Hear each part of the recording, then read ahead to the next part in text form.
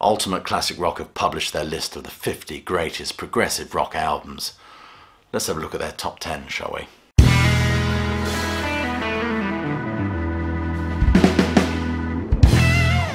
Welcome, classic rock fans, to another progressive rock listing from Ultimate Classic Rock. We looked at their top 10 progressive rock songs yesterday. This time we turn our attention to the long players. Hopefully without any flubs or fluffs or fuck-ups from yours truly, but the night is young. Number 10 is PFM and Per Uno Amico. Do forgive me if I've said that wrong. This came out in 1972. This is a remarkable band and a remarkable album that often is overlooked on lists of this type, including my own top 10 list of progressive rock albums, which I published a few years ago. I'll put a card up there for you to check it out. Ultimate Classic Rock state that this band are as essential to the prog rock canon as anything Genesis or King Crimson ever did. Certainly in terms of the instrumentation, the 12-string, the Hammonds, the Mellotrons, lots of progressive jangle on this one, not to mention a few flute wheezings and bits like that going on. It is truly an eclectic and symphonic feast. I particularly like the title track. It's got this funky riffage to it, as if they're channeling their inner Sly and the Family Stone. Not to mention the sheer dynamic range of this music. The opener beautifully transitions from a dissonance to a sense of serenity, all wrapped up in this delightful and dreamy vocal. Number 9 is the Mars Volta and Deloused in the Comatorium from 2023. This is a dark and twisted album, with more twists and turns and a twisty-turny thing, as Edmund Blackadder says. Reminds me a little bit, we go on this surreal journey of the landscape of the mind. Reminds me a little bit of kind of Genesis as The Lamb Lies Down on Broadway, but on steroids. And of course with The Lamb Lies Down on Broadway, Ray L is eventually reunited with his brother, after of course he's parted company with his old man. But this is a remarkable dark album, inspired by I think the suicide of a close friend of the band. This is the first album they've actually put out as the Mars Volta.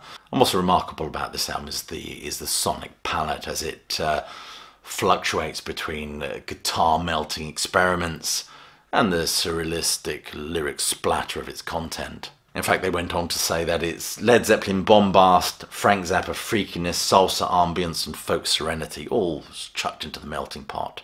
Number 8 is Yes, Fragile from 1971. A wonderful, wonderful Yes album that boasts perhaps two of my favourite Yes tracks, Heart of the Sunrise and South Side of the Sky. A fascinating album in the kind of Yes history, if you like, because it's the first one where Roger Dean actually is commissioned to do artwork on it, and it sports that Yes logo. And a wonderful artwork of the glider, of course, which John Anderson would later explore on his solo album. But it's a bit of a messy album, but it just works beautifully. And I love the solo side as well, where each band member gets a little solo section to explore their own interests and musical sort of dalliances. They don't go all umma-gumma on us. There is some restraint here. We don't often use that word restraint when we talk about Yes, do we? But there is some restraint with this album. And it does sport their two most commercial numbers, which is Roundabout, which made the Ultimate Classic Rock greatest prog rock songs ever, and of course Long Distance Runaround, songs that often are key staples for the Yes set these days. And number 7 is Genesis and Foxtrot, My Nemesis. Yes, and of course I know that Supper's Ready is the dark and apocalyptic number on this record.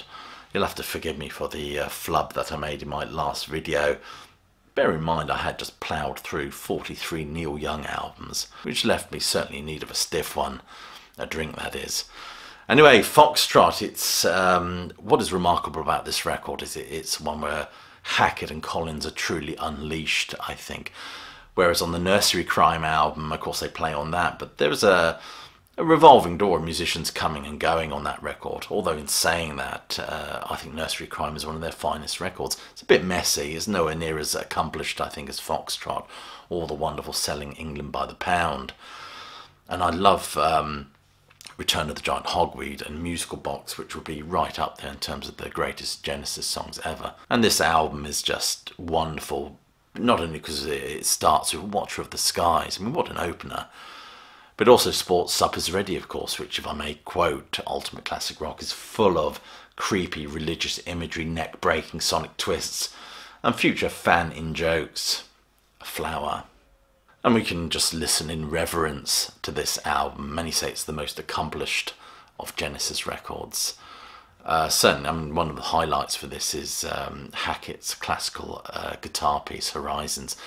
Personally, and this is probably an unpopular view with many of you, to me, Genesis without Hackett doesn't really feel like Genesis to me.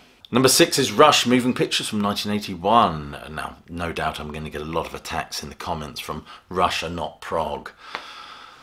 Rush to me seemed very much like Prog, especially if you look at the 70s pieces that they did. Although, again, now I'll probably be attacked by Rush fans when I say I think Signals and Grace Under Pressure is as great as anything they did in the 70s. But Moving Pictures is the perfect bridge between those wonderful proggy explorations of the 1970s to what they would go on to explore in the 1980s. The songwriting, the craftsmanship, the musicianship. It's this perfect symbiosis, everything coming together as it should be for this band. It's a remarkable sonic palette, if you will. It's like the Police jamming with Tangerine Dream. And the referencing of different musical styles from reggae, rock grooves, and of course new wave gloss as well is also referenced. So in my opinion, this is their finest album. You can check out my video, Rush, Worst to Best. Number 5 is Jethro Tull's Thick as a Brick. Two wonderful extravaganzas of music. Well, of course, it had to be like that due to the limitations of vinyl. And it's a remarkable, imaginative piece from Ian Anderson. The central conceit being that it's effectively a musical rendering of a poem by a precocious young schoolboy. We weren't buying any of that, were we? But it also, as described by Ian Anderson, is a bit of a prog spoof with that wonderful newspaper sleeve, pissing off John Lennon, of course, because this actually predates his sometime in New York City. But what's interesting about this is Ian Anderson was sending up slightly all the musical extravaganzas that had emerged from psychedelia and the avant-garde to what became fully known as progressive rock. A bit of a piss take of people that were just taking themselves way, way too seriously. And of course there's lots of Monty Python skits and elements thrown in as well. What would a Jethro Tull album be without the humour? However, I would argue that Passion Play is the better full-on Jethro Tull prog album, as it's the real deal. This does feel like a little bit of a humorous spoof at times. Number 4 is Pink Floyd's Dark Side of the Moon, but Pink Floyd aren't prog, I hear you say. Rolling Stone, of course, dismissed this album and this band as prog light. Nevertheless, I've done a video on Pink Floyd, are they prog or not? You can check that out. I don't want to rehash those arguments here. This album is an enduring testimony to the timeless quality of music, no pun intended, with a sonic palette made up of ka-chinging cash registers and ticking clocks. It's a remarkable mindfuck, isn't it? And of course it's an album that consistently speaks to generation after generation who are captivated by its uncompromising portrayal of the permanent truth of things. Sees this band reach its pinnacle. I think Roger Waters has said that the band finished more or less after this album. I think David Gilmour echoes that sentiment as well. But it saw the band on this journey from the gnomes and sprites and affected innocence of the Barrett era through all that psychedelic noodling, as Gilmour phrases it, to that arresting ping of metal which very much announced the arrival of this version of Pink Floyd, I think. Of course, this is their conceptual masterpiece, which now adorns thousands of baby grows and coffee mugs and t-shirts worldwide. It certainly should feature on the 10 greatest progressive rock albums ever. Number 3 is the greatest of Genesis albums, in my opinion, Selling England by the Pound from 1973, with the Fifth or Firth or Firth of Fife or something like that on it. I can never say it. But it's a wonderful, interesting exploration of the commercialization of nationhood, which was the central theme of this album, and a theme that's still very pertinent today, I think, even more so. It's an interesting exploration of nationhood rather than Englishness that we got with the Kinks, Village Green Preservation Societies, that looked at the society around them through the medium of potted jams and summer fates. This has a much broader and vaster scope to it. We get Dancing with the Moonlit Knight, of course, which features in the Ultimate Classic Rock 10 Greatest Progressive Rock Songs. Lots of jazz fusion. A lot of these bands are so influenced by the Mahavishnu Orchestra at this time as well, but it still retains that beautiful, churchy, pastoral quality that Genesis have. And it has everything, of course, including the Battle of Epping Forest, which is a remarkable piece in itself. I love the artwork of this album as well. Definitely an album deserving to be on the 10 greatest progressive rock records of all time. And number 2 is King Crimson, In the Court of the Crimson King, the album that sets that prog ball a-rolling. It's an album that certainly announces progressive rock is here, I think, as a different take on what emerged out of psychedelia. I mean, you get albums and bands before, of course, the Moody Blues and Procol Harum, and the Nice, of course. But this album has a twisted fusion quality to it that is just something else. I would be very tempted to put Red on this list. Beautiful album. I think I put a different King Crimson album on my list of 10 greatest prog albums. But hey, you know, we can change our mind. But this boasts the gorgeous 21st century schizoid man reflected in the album art, of course. Peter Seinfeld's poetic images and the beautiful floaty mellotron. Big fan of the mellotron. All topped off with the gorgeous and plaintive vocal stylings of Greg Lake. This is definitely a very boldly drawn prog line in the sand. Number 1 is Yes, Close to the Edge in all its greenery from 1972.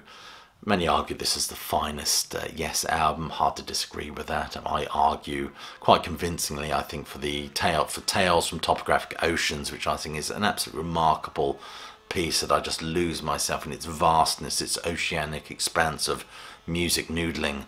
This album is tighter and more accomplished, I think, in many ways. It's more disciplined, if we can use the word disciplined when we talk about progressive rock. I apologise for the noises outside. My neighbour is doing some renovations to his house. But we get lots of wonderful, dizzying counterpoint on this with the referencing of the Mahavishnu Orchestra at the start of the title track.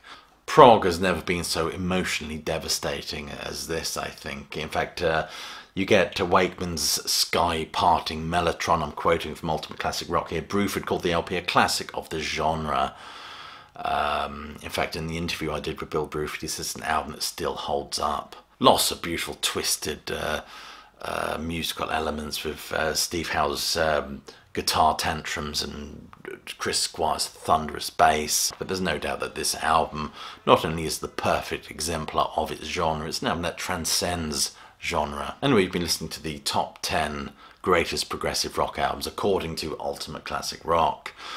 Let me know what you think in the comments below. Do like and share this video if you enjoyed it. Like, subscribe, check the notification bell, do all that important stuff as well. It's always much appreciated. So I will leave you with my closing catchphrase, if you like, which is, hope you're well, staying safe, more importantly that you keep listening.